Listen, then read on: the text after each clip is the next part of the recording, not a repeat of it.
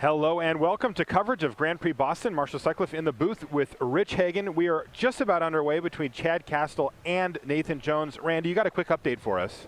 Yeah, off camera, what you don't see, Nathan Holliday got a concession from Connor Rice this round because Connor Rice was already invited to Honolulu. Neither one believes they can make top 8. Connor's already invited to Honolulu. Nathan did not have an invite to Honolulu yet. He was going to have to use a silver invite there. Now he's got the invite to Honolulu. Wow. He can roll the silver one over. He's in great shape to get firmly onto the train. All right, so we are underway here. Chad has led things off with Inquisition of Kozilek. And Nathan, his strategy has been revealed. Nathan is, of course, on the Affinity deck here. He shows Vault Scourge Cranial Plating, Darksteel Citadel, Inkmoth, Blinkmoth, and an Arcbound Ravager. So depending on what Kastel has in his hand, he can choose what's going to be the most problematic threat. Now, Cranial Plating, generally speaking, is the most powerful card because it doesn't matter what you put it on, and it usually becomes a massive threat. Alternatively, the Arcbound Ravager can be a huge pain too. And in particular, because he already has multiple lands that turn into creatures, it's going to be not impossible, but extremely difficult for Nathan to keep Chad away from being able to go pile some counters on an Arcbound Ravager and then find a home for those counters to go to. We'll see what we see, but I would certainly be very tempted to take away the Ravager at this point, but we'll see. Yeah, I mean, it just depends on what Kastel has in his hand, right? Course. Like, you know, if he's got something like an Abrupt Decay floating around, he'll want to take the Ravager and then kill the plating with the Abrupt Decay. But he doesn't, apparently, so he's taken the Cranial Plating here. Okay. So right now, Nathan Jones is at 13-1. Even with a loss, he may well make it into the top 8 because, well, he has that possibility. Although his opponent match wins are very, very low. Now, Chad Kastel, Chad meanwhile. Kastel, what's his situation? Yeah, well, he's 2 points further back on 37, 12-1 and 1. He's very straightforward. A win guarantees him in because he gets above the 39-point fray on all the tiebreaks.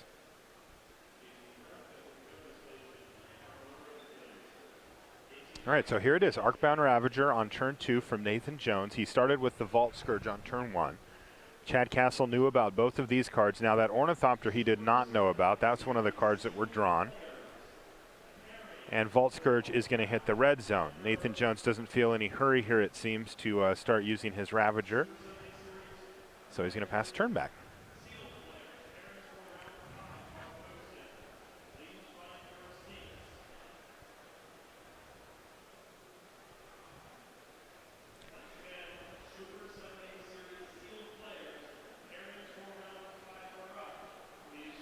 Chad Kastel's on a version of the Rock. It will remind you of Jund, except for it has white instead of red. That white for Lingering Souls ×2, and also 2 Path to Exile. Just so you know, we believe there was only one table that could ID this round. That was Wesley Havanech against Pierre Dajon.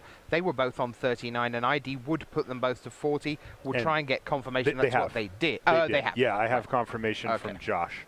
So that gives us 2 players in the top 8, Havanech and Dajon. Everyone else is playing, and you can have players on 39 could be anywhere up to 1, 2, 3, 4, 5, 6, 7, 8, 9, 10. You could have 10 players on 39 points as well as those 2 on 40. I heard you were talking with Randy earlier, Rich, about how things change when the field gets so big. Sure. Yeah. Can you maybe, as we work through this game, try to set the stage for the people at home about, you know, what kind of implications such a large field, we had 2,460 players here, has? Of course, yeah, we can do something super simple. So imagine you've got 16 players in your local store and you're going to play a 5-round tournament. We'll assume that no draws ever happen because that makes things a bit easier for us. 8 players go to 1-0, 4 players get to 2-0, 2 players get to 3-0, and then somebody wins that match, and there's one person at 4-0. Let's suppose you're cutting to the top 8 after round 5. Well, the person on 4-0 says, it is impossible for 8 other players to pass me. So I know I'm in the top 8 with an ID. I can get in with just 1 extra point. 13 Intentional points. draw. Intentional draw. I am in at that point. No problem. So you feel great. You feel wonderful at 4-0. Now let's go absurd right the other way. Instead of 16 players, let's imagine 1,600 players. 800 players get to 1-0, 400 2-0, 200 3-0, 100 players get to 4-0. How many of those can intentionally draw into the top 8 after 5 rounds? 0. Obviously, none of them. Yeah. All 100 of them have to play, because when you scale up the number of players, any given record happens more frequently.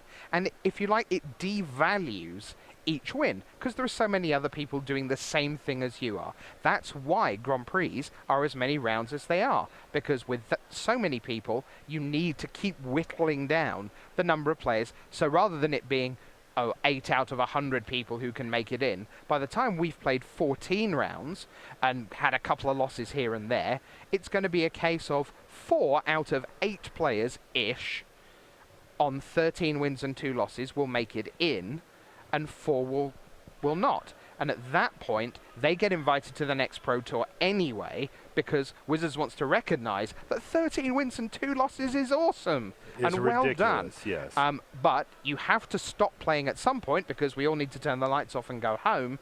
And so that's why tie breaks are what they are. And the basic rule is, the bigger the field, the less each individual win is valued, because more people are being as good as you are. Good. Thank you, Rich. So there you go. So meanwhile, Chad Kastel's taken a pretty big hit in the air from the Ornithopter, the Vault Scourge, but he's fighting back nicely. He's got a Tarmogoyf plus Garruk Wildspeaker is now threatening to overrun next turn, potentially a second Tarmogoyf and a Scavenging Ooze as well. So he's tapped out, though. He does have 1 blocker with Tarmogoyf, and Nathan Jones, it's just up to him. Can he get in through for 8 damage here? That's the question. Well, plate across onto the Vault Scourge. So the plate right now looks like it is 1, 2, 3, 4, 5. So this would be a hit for 6 in the air. You notice he attacked with Ornithopter as well. That's probably Slaughter Pact or something he could be thinking about, because basically what it allows him to do is just move all the counters from the Ravager and everything else onto the Ornithopter.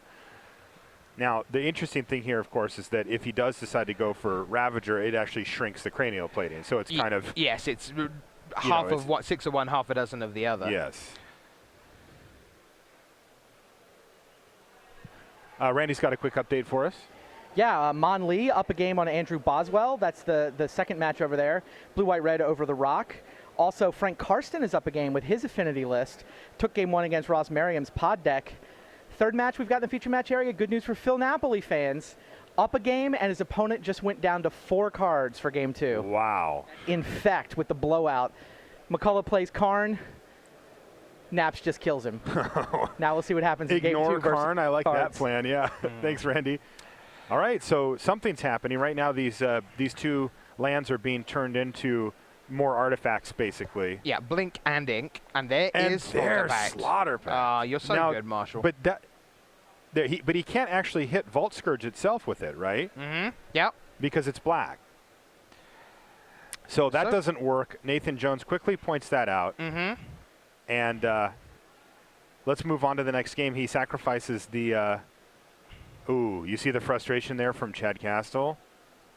Did you see that? Yeah, now no tilt. This is some power. Yeah. Some power sideboarding here. He's pretty mad about that. Okay, gently. There we See, go. this is. It's why I love watching Magic, but it is also so hard, because if you haven't been to a GP before, think about doing FNM where you play 4 rounds and you go 3-1.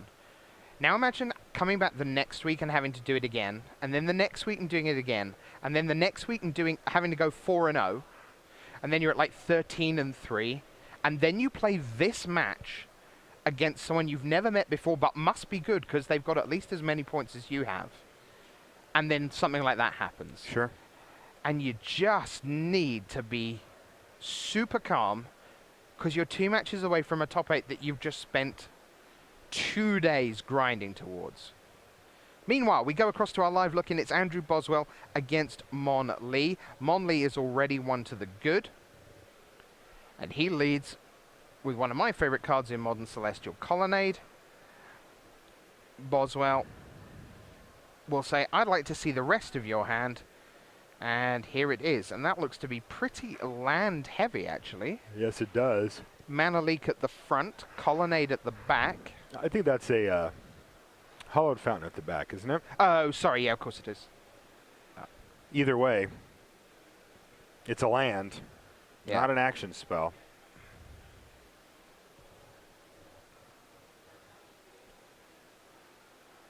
Yeah, I think he's got a steam vent.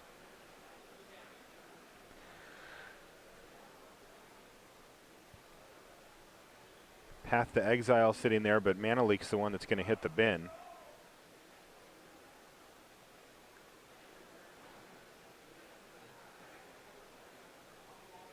Mon Lee has his own build. He designed this deck, this blue-white-red list that he's playing. It has most of the pieces that we see, just in different shapes and forms, but it's pretty straightforward. It's got 3 different counter spells. It's got 4 different removal spells, and it's got Vendilion Click, Snapcaster Mage, Restoration Angel, Geist of Saint Traft, and just for good measure, he's got a Kiki Jiki in there too, so he can combo with Restoration Angel. But he's just got 1, so it's sort of a fallback plan. He even goes all the way up to Thunder Maw Hellkite, which is a pretty spicy one for this type of deck.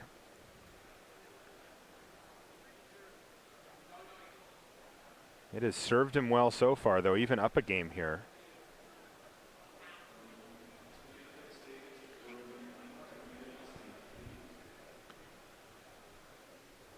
So Lee's playing to get to 39 points. Yeah, so both these guys, Lee gets to 39, gets into the mix on tie breaks. Boswell wins, he's just in on 40 points. He, again, would go above the fray that Wesley Hovernetch and Pierre Dajon have already left behind them. Other players in contention. Ben Kazdan is against Mark Tobiasz, the German en route for the Pro Tour. Timothée Simoneau of France is against Robin Dolar of Slovenia. Pretty much the winner there. They'll get to 39 points. Would that be another European in the top 8? We'll see. Frank Karsten against Ross Merriam. They are both at 36. The winner there will be in the mix. And Phil Napoli, who we think is way ahead, 1 up, and opponent mulliganing to 4 against Matt McCullough with Tron. So Napoli looking likely to get in there. But we are underway again in game number 2, Marshall. All right, underway we are. And a quick start here for Nathan Jones. Inkmoth Nexus and also a Springleaf Drum plus Ornithopter powers out a Vault Scourge. Randy, what's going on the side tables? Phil Napoli's game was crazy. He's at 6 cards. His opponent's at 4 cards to start the game. His opponent goes to full Tron but has no gas. And Phil Napoli has 6 Giant Growths in his hand and no poison creature. So opponent goes Karn. But Naps is also only on 2 land, so he has to Vines of Vastwood to defend Noble Hierarch from Karn's exile ability, crack back and blow a Mutagenic Growth to kill Karn. Finally top decks Blighted Agent, and it survives to get the job done. So wow. Phil Napoli wins the match 2-0. He is at least qualified for Pro Tour Honolulu, and he's right in the middle of the pack on tiebreakers right now. So he'll be sweating the top 8 announcement. Thanks, Randy. I'm sure some of our viewers are going, what did he just say? No gas in hand, handful of giant growths. Yeah. The key point is, Phil Napoli wins. Yes. He's on 39 points, needs to see whether he's in or not.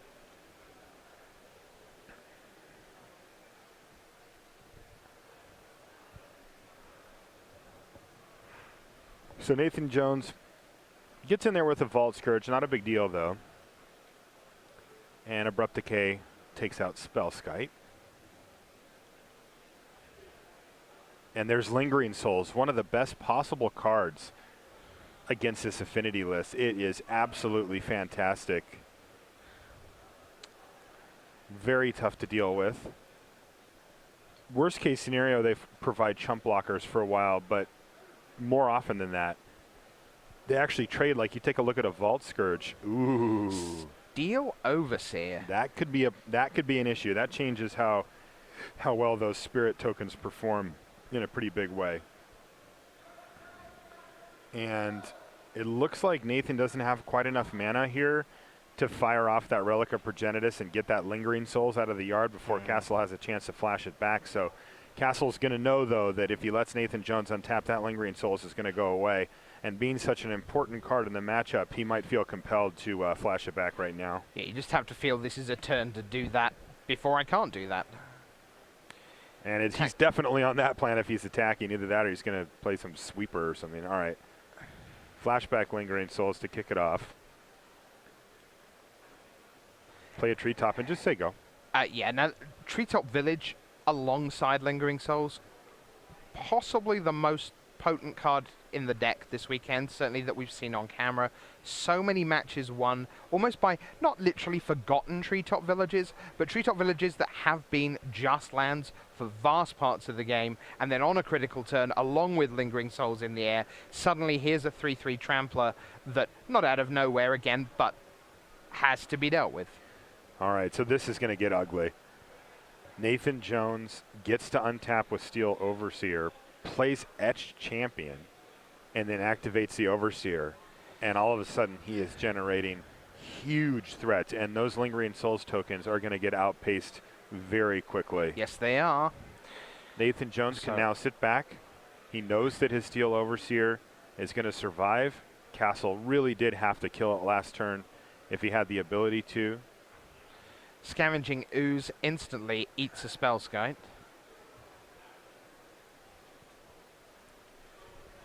Yeah, no answer still for the Overseer as Nathan Jones gets to untap once again. And it is going to be very difficult for him to come back, for Kastel to come back.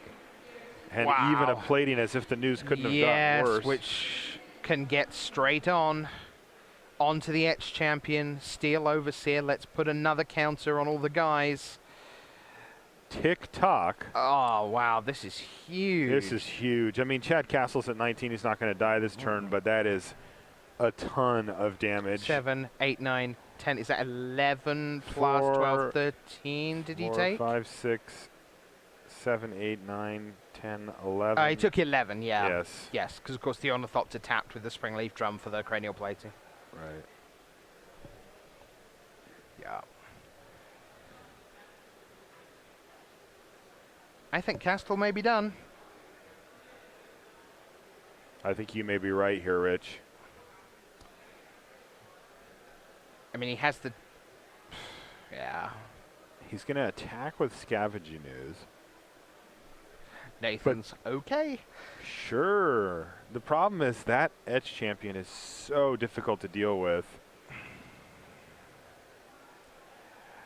Can't quite see what he cast. I'll tell you what it isn't. It's not a Mass Calcify. No, I think maybe it's a Stony Silence, right. But it's too late. It doesn't prevent the Etched Champion from attacking it. It already has the cranial plating on it. That's a lethal attack right there. That's going to do it right there. And Nathan Jones isn't just in the top 8. He's in the top 8 at 14-1. Wow, with Affinity. Great job. Affinity in. At least one more still live for the top 8. Jones in. Chad Kastel is definitely gone at that point. He's out.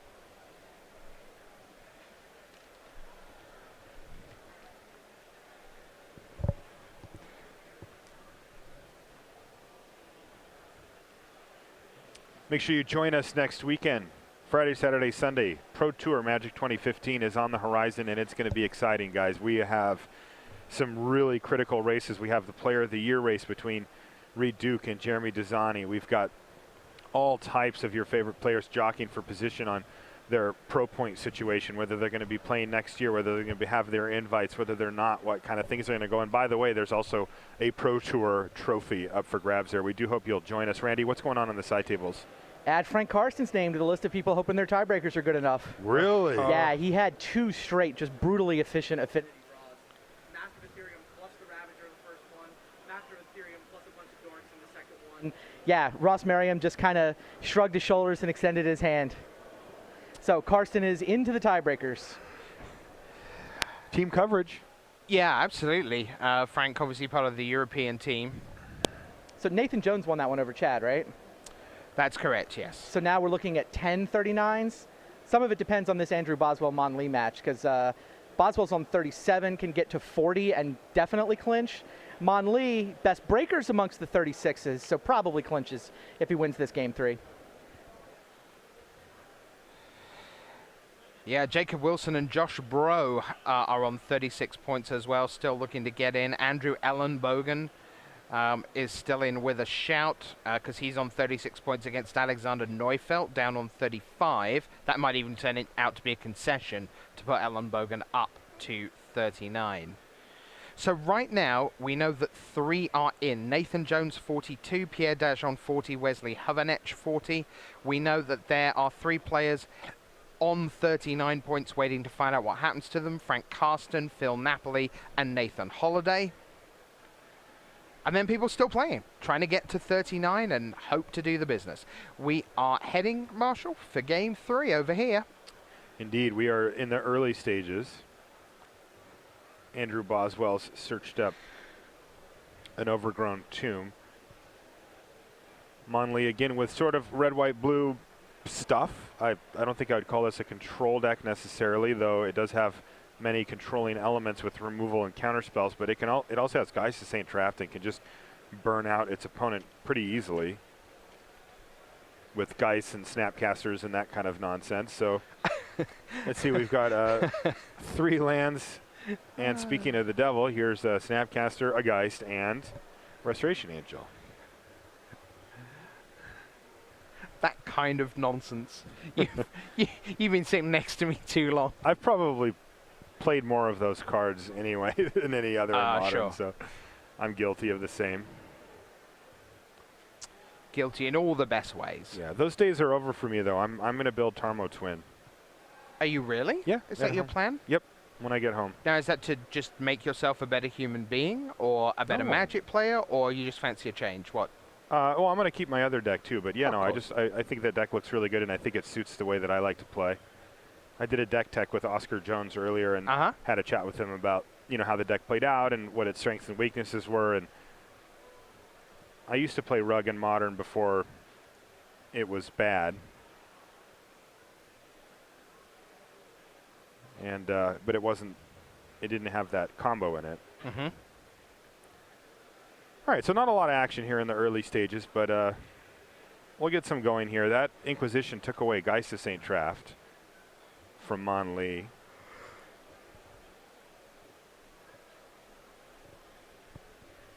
Now, what were the implications here again, Rich? We've got Mon Lee at 12-2, Andrew Boswell at 12-1-1. Yeah, so Boswell is straightforward. He wins, he's in. He will be the 4th player on 40 points or better. If Mon Lee wins, that will put Boswell out because there's no way 37 makes it. Mon Lee will join the ranks of the 39. You'll still have 3 players on 40 points or better, and at that point, it's just add up all the 39s and wait for the tie So breaks. there will be some number of 39s, and there will be 5 slots for that number. That's what it's starting to look like, yeah. Okay. Yeah, or potentially only 4 slots if Boswell wins this one. Okay. And eliminates Mon Lee. Sure. All right, so Thoughtseize takes away Restoration Angel, leaving Mon Lee, Sort of an Iganjo Castle there. Castle, but also just 2 other lands. So Mon Lee just has not a whole lot going on here. But thankfully for him, either does Boswell. He's used most of his early turns here on discard spells. So Snapcaster Mage gets in there for 2. And it's going to start beating down. I mean, it's got to do something. Thing is, Boswell, if assuming that he continues to play land to develop things, is in much better shape against the board that's just a Snapcaster Mage. He's got 5 cards in hand, having just laid that land. Here's a Scavenging Ooze. He's still got 4 cards in hand. 2, as we know, just land on the other side of the table. Boswell is at 11. But yeah, Path to Exile here for Mon Lee was the card that he drew. Andrew Boswell's got to be like, bummer. But I might as well pop myself back up to 12 while I'm here before going and fetching a land. Now, Yeah, Andrew, I like Boswell a lot here right now. Yeah, Andrew will be pretty happy though to get ahead on a land drop here. Remember, Path to Exile is not free, right? Like it has a pretty tangible downside, and Boswell with what 4 cards in his hand left, you know, is going to be able to deploy a bunch of threats here, maybe even 2 next turn. And again, the thing is that even 1 is parity. He has a treetop village sitting there that is already parity plus, in essence, if he chooses to skip a turn in order to, you know, keep things at bay. So Monley's got a lot of work to do. Tectonic Edge isn't bad. Would take Treetop Village out of the equation. Double terminate for Andrew Boswell. You can see why he took that Geist of St. Trapped with Inquisition. He can handle pretty much any creatures, but those hexproof ones, not so much. All right, what do we got from Andrew to start things off? Liliana, maybe? No, Fulminator Mage. And it's going to get mana leaked. So, again, Andrew Boswell has perfect information, though, on Monlee's hand. He knows that the last 2 turns he drew Path to Exile mana leak. Which is better than many 2 draws could have been. Yes, especially because he got value on both of them. Took out Scavenging News, and now it's countered. Old school Terminate. And just good old Terminate. It's going to take down the 2-1 Snapcaster Mage and keep Andrew Boswell's life total relatively safe, though. 8 is within strike range for Monlee. It would take burn spells, and Snapcasters are just a lot, you know, 3 burn spells basically. He's got bolts in his deck, and he also has Lightning Helix. So the Tectonic Edge takes out Treetop Village. Yeah, it looks like Boswell just doesn't have a lot going on here, Rich. He's he resorted to the I'm going to attack you with my Treetop Village plan because he didn't have anything else to cast. And he still doesn't. Now, this is an unwelcome guest if you're in Andrew Boswell's side. There's a Celestial Colony that could represent a 2-turn clock if Monlee had hit that that 5th land drop. I think he's fine. 6th. It looks to me like Boswell, just based on what his hand is. Tarmogoyf is what he's going to try and run out here into the Cryptic Command, but his hand is Lightning Bolt and Terminate. Okay, he needs that Terminate. Bolt doesn't get it done against Colonnade, but Terminate certainly does. All right, so he's got answers at the ready. Monlee is going to pay 2. I think he's going to just try to go for it here. He's just like, let's get you dead. Yeah, he's going to be disappointed. Yes, you were correct. You can take it away. It's gone. All right, but I think that's totally fine to go for it. Sure. Yeah, it makes him have something right now, and if he doesn't in the next 2 turns, it just shuts the door on him. Ooh, Batter Skull for Boswell. That's a 4-turn clock and quite tough to deal with. A 4 toughness threat against Monlee's deck requires something like a Path to Exile or a block. There's another Colonnade, but the race is no longer on as Boswell, once he connects with this Batter Skull, if he does so, is going to jump back up to 12 and knock Monlee back down to 12. So they have now equalized their life totals, and Boswell looks to be in the driver's seat. On the screen, the life totals have not gone physically up and down on the screen, but boy, can you feel the balance tip. No kidding. Vendilion Click from Monlee, target you. Andrew Boswell has all of his mana untapped currently, so if he's got a response, he can fire it off. He's got, I believe, Liliana of the Veil maybe in his hand. Yes, it's targeting you, Andrew. Interesting, he's going to Lightning Bolt the Vendilion Click. Yes. And then and say, that is would you Liliana. like to get rid of this Liliana? Liliana's not really doing a ton right now, but he does have one Yeah. card in hand. Mon does. He wants to protect it, so Make he it is going to gone. go ahead and ship it away.